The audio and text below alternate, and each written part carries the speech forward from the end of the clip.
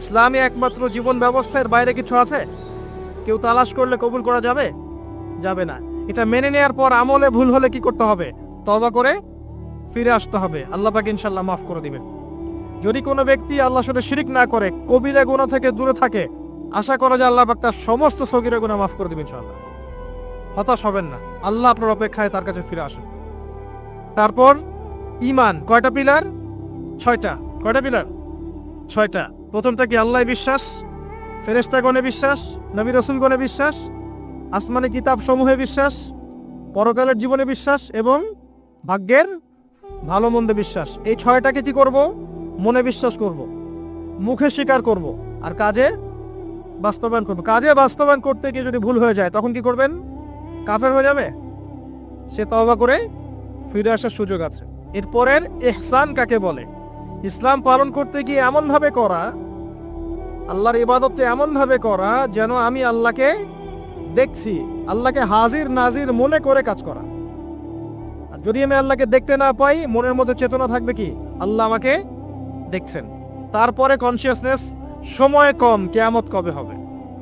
আমরা শেষ জামানায় বাস করছি, সময় শর্ট।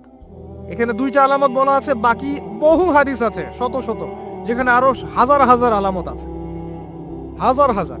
এই যে মানুষ দুনিয়াদার হয়ে যাচ্ছে বেশি বেশি, আলামতে সা। মসজিদের মধ্যে ফিতনা হচ্ছে না এখন, আলামতে সা। মসজিদ চাকচিক্যময় হচ্ছে না তাজমহলের মতো, কি আমাদের সাইন। মেয়েদের সংখ্যা বাড়ছে না, ছেলেদের সংখ্যা কমছে না, সাইন। মেয়েরা ছেলেদের পোশাক করছে না, ছেলেরা মেয়েদের পোশাক করছে না, সাইন। সময় সংক্ষিপ্ত হয়ে আসছে না, বেশি বেশি মহামারী, বন্যা, ঘূর্ণিঝড়, জলোচ্ছ্বাস এগুলো ছড়াচ্ছে না, বেশি থেকে বেশি হচ্ছে, সাইন। অসংখ্য সাইন। মুসলিমদের উপর নির্যাতন বাড়ছে না, বিশ্ব হত্যা বাড়ছে না, কিলিংস বাড়ছে না, মুসলিমদের বিভক্ত হচ্ছে না বিভিন্ন দলাদলায়, সাইন। কত সাইন নেবেন, শেষ করা যাবে না। এমনকি চাঁদ যেটা দেখছেন এটা ফেটে গেছে। চাঁদ যেটা দেখছেন না, এটা ফাটল ধরা, চাঁদ পরিপূর্ণ নয়, ফাটা আছে, এটাও কিয়ামতের সাইন। এবং পৃথিবী পানি শূন্য হচ্ছে, এগুলো সাইন।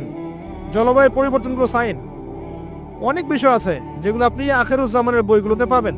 কিতাবুল ফিতান অধ্যায়গুলো পড়েন, আলামতুস সাআগুলো পড়েন, পাবেন। এখানে জাস্ট 2টা বলা হয়েছে। দাসী মনিককে জন্ম দেয়া মানে সমাজের মানদণ্ড উল্টে যাবে, ন্যায় অন্যায় হকবাদের সত্য মিথ্যার মানদণ্ড উল্টে যাবে। আর সমাজের সবচেয়ে নিকৃষ্ট শ্রেণীর মানুষেরা দেখবেন ওই যে টলেস্ট বিল্ডিং এর প্রতিযোগিতা করছে, রিবার মাধ্যমে, দুর্নীতির মাধ্যমে এবং অন্যায় অত্যাচারের মাধ্যমে জুলুমটা বাড়বে। আরেকটা হাদিসে আছে, যখন আমানতের খেয়ানত করা হবে, সাহাবীরা বলেন যখন আমানতের খেয়ানতটা বুঝলাম না,